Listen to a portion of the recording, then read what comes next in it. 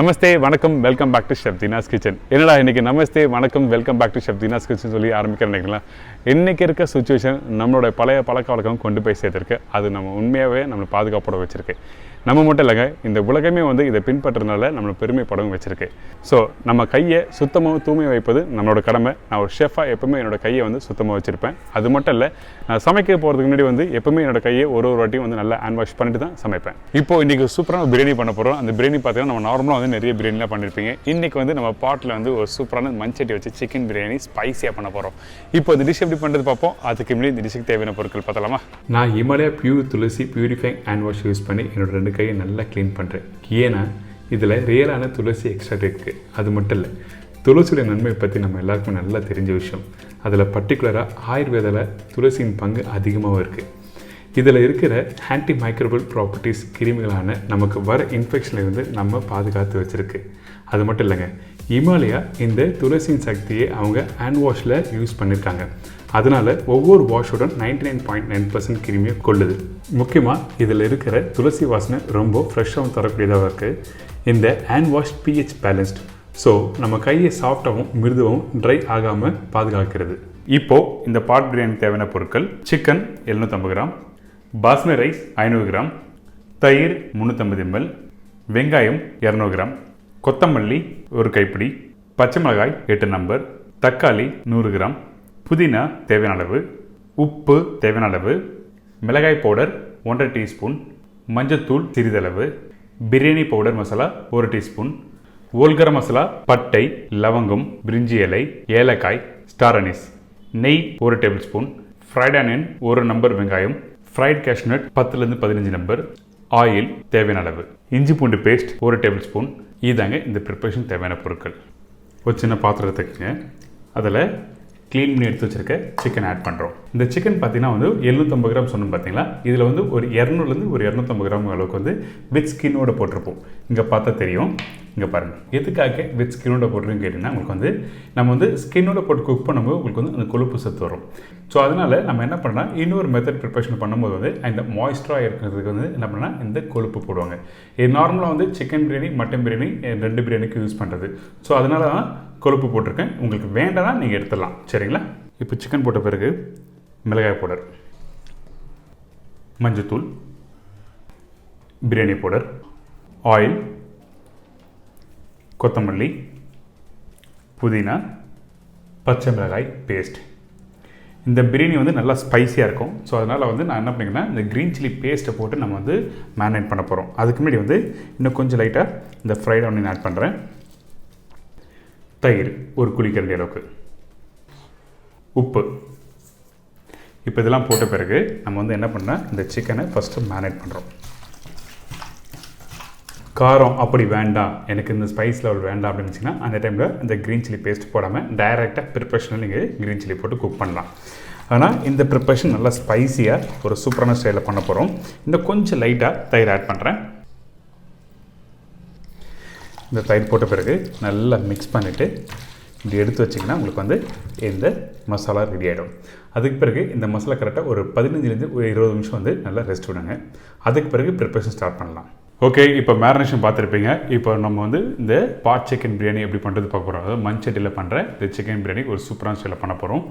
First நம்ம என்ன பண்ணோம்னா, இதில் எண்ணெய் ஆட் பண்ணி வச்சுருக்கேன். எண்ணெய் பார்த்திங்கன்னா ஒரு 150 ml தண்ணி எண்ணெய் ஆட் பண்ணி வச்சுருக்கோம். இதில் பட்டை லவங்கம் எல்லாமே தாளிப்புக்காக ஆட் பண்ணுறேன்.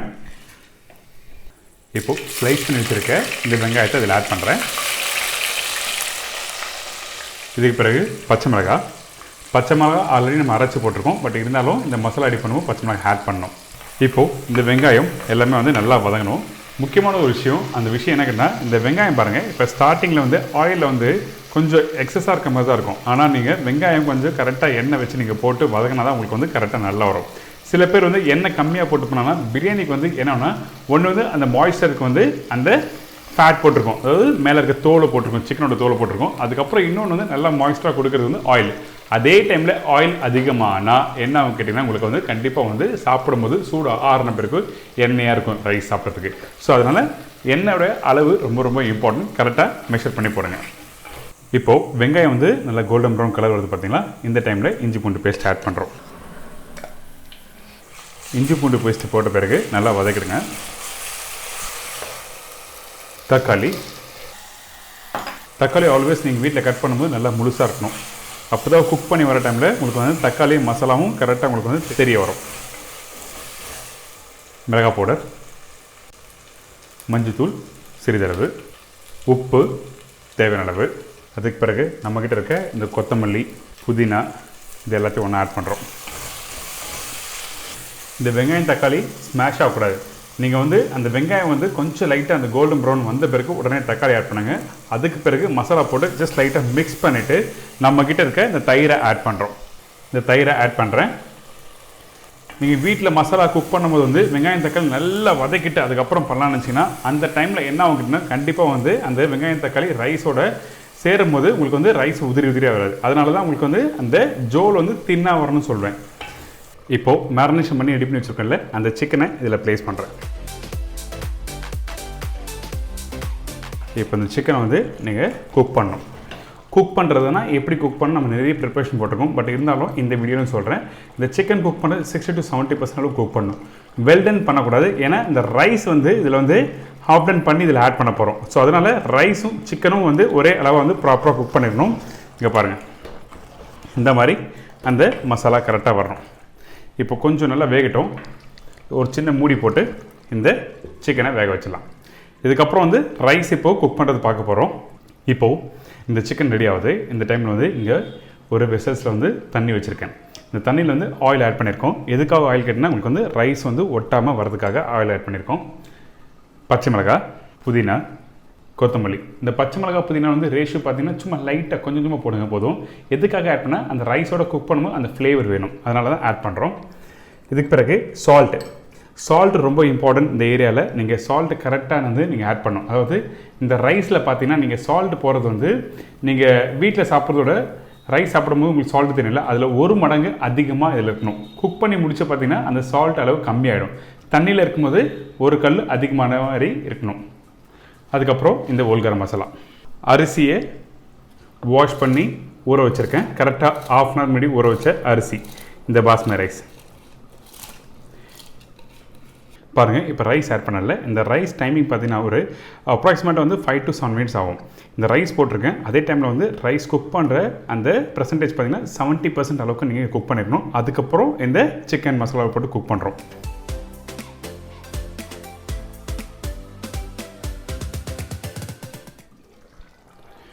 ஓகே, இப்போது இந்த சைட்லேயும் சிக்கன் ரெடி ஆகிடுச்சு.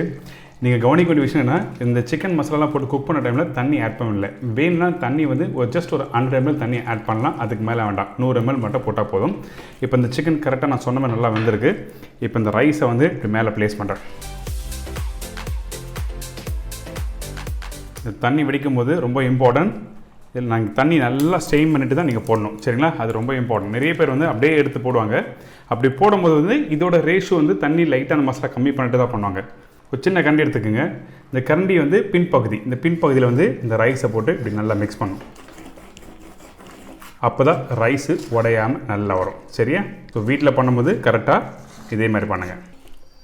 முக்கியமான விஷயம், அந்த ரைஸ் வெடித்து போட்ட உடனே வந்து நீங்கள் தம் பண்ணணும், சரிங்களா? அது ரொம்ப இம்பார்ட்டன்ட். நிறைய பேர் வந்து அந்த ரைஸ் வெடித்த பிறகு ஆறின பிறகு போடுவாங்க, ஆனால் தம் ஆகலன்னு சொல்லி இந்த மாதிரி ப்ராப்ளம் வரும். அதுக்கு என்ன காரணம் கேட்டா, அந்த ரைஸ் வெடித்த உடனே அந்த மசாலா போட்டு தம் போட்டால் தான் கரெக்டாக வரும். இப்போ கொத்தமல்லி, புதினா போட்டிருக்கேன். அதுக்கப்புறம் இந்த ஃப்ரைட் ஆனியன், முந்திரி பருப்பு, நெய், இப்போ எல்லாமே போட்டாச்சு.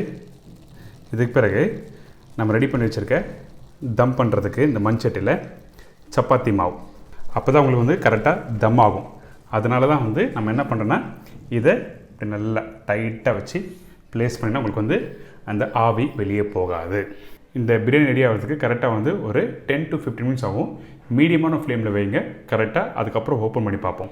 ஓகே, இப்போ நம்மளோட பிரியாணி ரெடி ஆகிடுச்சு. கரெக்டாக நான் சொன்ன மாதிரி கரெக்டாக 15-20 minutes கழிச்சு வந்து ஓப்பன் பண்ணுறோம். நல்லா டைட்டாக இருக்குது. அப்போ என்ன பண்ணால் இந்த சீலை ஃபஸ்ட் எடுத்துருவோம். இப்போது சின்ன இந்த கரண்டியை வச்சுட்டு ஓப்பன் பண்ணலாம். ஆஹா, சூப்பரான ஃப்ளேவர், எக்ஸலண்ட்டாக இருக்குது. இப்போது அந்த ரைஸ் எடுத்து காமிக்கிறேன் பாருங்கள். ஓகே, இப்போ நம்மளோட பிரியாணி அப்படியே ஜஸ்ட் லைட்டாக அப்படி ஓப்பன் பண்ணால் வாவ், சூப்பராக இருக்குது பார்த்தீங்களா? அந்த ரைஸ்லாம் உதிரியா சான்ஸே இல்லை. ஏன்னாங்க இந்த சிக்கன் பிரியாணி எப்படி பண்ணுறது எல்லாருக்கும் ஈஸியாக சொல்லி கொடுத்துருக்கேன். கண்டிப்பாக அது மட்டும் இல்லை மண்சட்டியில் எப்படி நல்லா சூப்பரான சுவையோட ஸ்பைசி எப்படி பண்ணி சொல்லி கொடுத்துருக்கேன். நல்லா மாய்ஸ்டரான ஸ்டைலில் இன்றைக்கி சூப்பரான சிக்கன் பிரியாணி கொடுத்துருக்கேன். கண்டிப்பாக வீட்டில் ட்ரை பண்ணி பாருங்கள். அது மட்டும் இல்லை என்னோடய கையை எப்பவுமே ஹிமாலயா பியூர் ஆண்ட்ஸ் துளசி பியூரிஃபைங் ஹேண்ட் வாஷ் வச்சு தான் நான் வாஷ் பண்ணுவேன். அதே மாதிரி உங்கள் கையை நீங்கள் சுத்தமாக வைப்பது உங்களோட கடமை. இதே மாதிரி நாளைக்கு ஒரு சுவையான சூப்பர் டிஷ்ஷை சந்திக்கிறேன். நன்றி, வணக்கம், see you, bye, take care.